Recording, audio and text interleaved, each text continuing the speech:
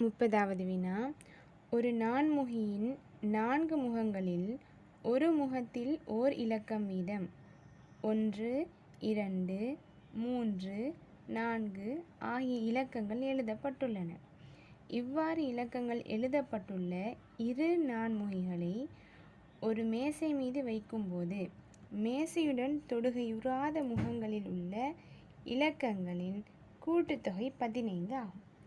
மேசையுடன் தொடுகையுறும் இரு முகங்களில் உள்ள இலக்கங்களின் கூட்டுத்தொகை யாது?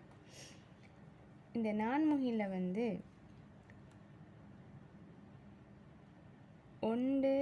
2, 3, 4 என்று சொல்லி இலக்கங்கள் எழுதுகிறாங்க. இந்த நான்முகியில் எழுதப்பட்டுள்ள இந்த இலக்கங்களோட மொத்த கூட்டுத்தொகை என்னவா இருக்கும்? 1, 2, 3, 3, 3, 6, 6, 4, 10. இந்த ஒரு நான்முகியில் காணப்படுற 4 முகங்களில் எழுதப்பட்டிருக்கிற இலக்கங்களோட கூட்டுத்தொகை 10ஆக இருக்கும். இப்போ 2 நான்முகி என்றதால் இரு நான்முகியின் முகங்களில் எழுதப்பட்டிருக்கிற இலக்கங்களோட கூட்டுத்தொகை 20ஆக இருக்கும். இதில் அவங்க சொல்கிறாங்க மேசையுடன் தொடுகை உறாத முகங்களின் கூட்டுத்தொகை 15. அப்போ தொடுகையுற்றது எவ்வளோன்னு கேட்குறாங்க. நான்முகியிட மொத்த முகங்களோட கூட்டுத்தொகை 20, தொடுகையுறாதது 15. அப்போ அந்த மொத்த முகத்திலிருந்து தொடுகையுறாததை கழிச்சா தொடுகையுறக்கூடியது வரும், அது 5. ஆகவே 30வது வினாவுக்கு 2வது விடை. 31வது வினா. ஒரு நிரையில் 12ற்கு மேற்பட்ட பிள்ளைகள் நிற்கும் விதம் பின்வரும் உரு ஏயில் காட்டப்பட்டுள்ளது. உரு பியிற்கு காட்டியுள்ளவாறு அவர்கள் முதலாம் பிள்ளை நடுவில் நிற்கும் விதத்தில் 2ஆம் பிள்ளை முதலாம் பிள்ளையின் இடது பக்கத்திலும் 3ஆம் பிள்ளை முதலாம் பிள்ளையின் வலது பக்கத்திலும் 4ஆம் பிள்ளை 2ஆம் பிள்ளையின் இடது பக்கத்திலும் என்றவாறு மாறி மாறி நிற்கின்றனர். இதில் அவங்க சொல்கிறாங்க, முதலாம் பிள்ளை நடுவில் இருக்கிறது போல் அவர் இடது பக்கத்தில் 2ஆம் பிள்ளை இருக்கிறாராம், அவர் வலது பக்கத்தில் 3ஆம் பிள்ளை இருக்கிறாராம், 2ஆம் பிள்ளையோட இடது பக்கத்தில் 4ஆம் பிள்ளை இருக்கிறாராம். இந்த மாதிரி நின்றுட்டு இருக்கிறாங்க. அப்போ 5ஆம் பிள்ளை எங்கே இருப்பார்? 3ஆம் பிள்ளையோட வலது பக்கத்தில் இருப்பார். 6ஆம் பிள்ளை 4ஆம் பிள்ளையோட இடது பக்கத்தில் இருப்பார். இப்படி இவங்களோட வரிசை போயிட்டு இருக்கும். இதில் இவங்க கேட்குறாங்க, அவ்வாறு அவர்கள் நிற்கும் போது 10ஆம் பிள்ளையின் இரு பக்கங்களில் நிற்பவர்கள் யாவர்?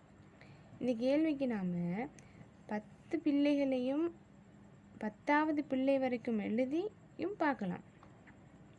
அதை விட இலகுவான முறை என்னென்னு சொன்னால், இப்போ இதில் பாருங்கள், இந்த பிள்ளையோட வலது பக்கத்தில் நிற்கிற எல்லாரும் ஒற்றை எண்களாக வரும். இப்போ 6ஆம் பிள்ளை இங்கே நிற்கிறதால திரும்ப 7ஆம் பிள்ளை இங்கே வருவார், 8ஆம் பிள்ளை இங்கே வருவார், 9ஆம் பிள்ளை இங்கே வருவார்.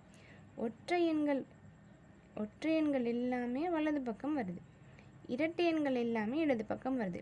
அப்போ 10 என்ன? அது ஒரு இரட்டை எண்.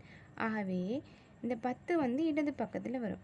இப்போ இந்த 10க்கு 2 பக்கங்களையும் நிற்கிறவரும் ஒரு இரட்டை எண்ணாகத்தான் இருக்கணும். ஆகவே விடையில் இரட்டை எண் இருக்கக்கூடிய விடைகளை பார்த்தோம்னு சொன்னால், முதலாவதில் 9 இருக்குது, ஆகவே அது வராது. 2ஆவதில் 9, 11 இருக்கிறதால அது வராது. 3வது விடை 8ம் 12ம், அது ரெண்டும் இரட்டை எண். அதனால் 31வது வினாவுக்கு 3வது விடை. இது இல்லாமல் நம்ம எழுதி பார்த்தும் கண்டுபிடிக்கலாம், ஆனால் அதுக்கு மிச்சம் டைம் எடுக்கும். 32வது வினா. முற்பக்கத்திலிருந்து பார்க்கப்படும் போது படலையொன்று தோன்றும் விதம் கீழே தரப்பட்டுள்ளது. பிற்பக்கத்திலிருந்து அது பார்க்கப்படும் போது தோன்றும் பிம்பத்தை காட்டும் படம் எது? இது கண்ணாடியில் பார்க்குற பிம்பம் இந்த கேள்வியிட பெட்டனே தான் இது. நான் ஏற்கனவே உள்ள வீடியோக்களில் சொல்லியிருக்கிறேன், கண்ணாடியில் நம்ம பார்த்தோம்னு சொன்னால் அது அப்படியே பக்கம் அப்படி மாறி தென்படும். என்ன, அப்படியும் நம்ம யோசிக்காமல் இன்னொரு வழியிலையும் அதை கண்டுபிடிக்கலாம். பேப்பரோட பக்கத்தை பின்பக்கம் பிரட்டி பார்த்தா அதில் என்ன பிம்பம் நம்மளுக்கு அந்த அச்சில் தோன்றுதோ அதுதான் கண்ணாடியில் பார்க்கும்போது தோன்றுறது அப்படின்னு சொல்லிக்கிறேன். இப்போ இவங்க என்ன சொல்கிறாங்க, இவர் முன்னால் நின்று பார்க்குறாராம், திரும்ப இவர் பின்னால் போய் பின்னால் நின்று பார்க்குறாராம். அந்த பேப்பரை நம்ம பிரட்டி பார்க்குற மாதிரி தான். அப்படி பார்க்குறாராம். அப்போ அது என்னது? கண்ணாடியில் பார்க்குறது என்னதோ அதுதான் இந்த வினாவுக்கும் விடையாக அமையும். கண்ணாடியில் பார்க்கும்போது எப்படி தோன்றும்?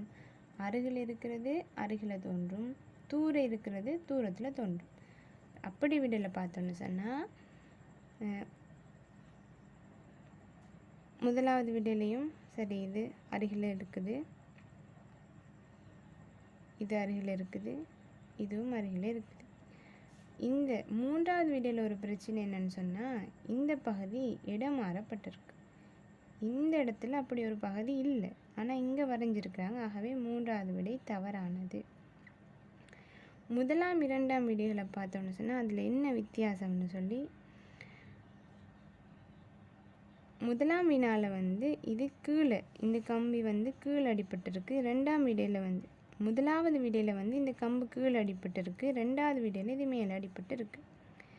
கண்ணாடியில் பார்க்கும்போது இப்படி பக்கம்தான் மாறி தென்படும், மேலுள்ளது கீழுள்ளதில் மாற்றம் எதுவும் ஏற்படாது.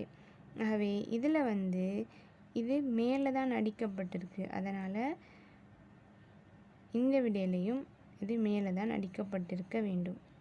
இந்த முக்கோண பகுதிக்கு கீழுள்ள கடைசியாவது கம்பு மேல் பகுதியில் அடிக்கப்பட்டிருக்கணும். இந்த முக்கோண பகுதிக்கு கீழே உள்ள கடைசியாவது கம்பு இதுக்கு மேலே அடிக்கப்பட்டு. ஆகவே 32வது வினாவுக்கு முதலாவது விடை. இதில் உள்ள ஐடியா என்னென்னா, நம்ம கண்ணாடியில் பார்க்குறத பேப்பரோட பக்கத்தை பின்பக்கம் பிரட்டி பார்த்தும் கண்டுபிடிக்கலாம் தானே. அந்த மாதிரி இதில் பின்பக்கம் பார்க்குறதால கிடைக்கிற பிம்பம் என்னென்னு கேட்டிருக்காங்க. அதை நம்ம மாறி செய்கிறோம். இப்போ இவங்க பின்பக்கத்தை கேட்டிருக்கிறது நம்ம கண்ணாடியில் பார்த்தா எப்படி தோன்றுமோ அந்த மாதிரிக்கு கொடுக்குறோம். இல்லை நம்ம யோசிச்சும் பார்க்கலாம், பின்னால் போய் பார்த்தா எப்படி தோன்றும், மனக்கண்ணில் யோசிச்சும் போடலாம். 33வது வினா. ஒரு செவ்வக வடிவ காணி முழுவதும் உள்ளடக்கப்படுமாறு அடுத்துள்ள இரு நிறைகளுக்கிடையேயும் உள்ள இடைவெளி 3 மீட்டர் வீதம் இருக்குமாறு காணியில் 35 மரங்கள் நடப்பட்டுள்ளன. அவை நடப்பட்டிருக்கும் எல்லையிலிருந்து காணியின் எல்லை வரை 2 மீட்டர் அகலமுள்ள ஒரு பாதை காணியை சுற்றி உள்ளது. காணியின் அகலம் யாது? இந்த காணியில் ஒவ்வொரு நிறைகளுக்கிடையேயும் 3 மீட்டர் இடைவெளிக்கிற மாதிரி தென்னை மரங்கள் நட்டாங்களாம். 3 மீட்டர் இடைவெளிக்கிற மாதிரி மரங்கள் நட்டாங்களாம். அப்படின்னு சொன்னால் அந்த மரங்கள் ஒவ்வொரு நிறையும் 3 மீட்டர் இடைவெளியில் சந்திக்கிற அந்த மூலை விட்டங்களில் மரங்கள் நடப்பட்டிருக்கும். ஒவ்வொரு மூலை விட்டங்கள்லேயும் மரங்கள் நடப்பட்டிருக்கும். அவ்வாறு செவ்வக வடிவ காணியில் மரங்கள் நட்டோணுமா இருந்தால் அது எப்படி இருக்கலாம்? இப்போ 35 மரங்கள் நட்டணும் ஒவ்வொரு மூலை விட்டங்களையும். அது எதுவாக இருக்க சான்ஸ் இருக்குன்னா, இப்போ பெருக்கல் நன்கு அறிந்திருந்தால் நம்ம டக்குன்னு சொல்லலாம். 5 தர 7 35.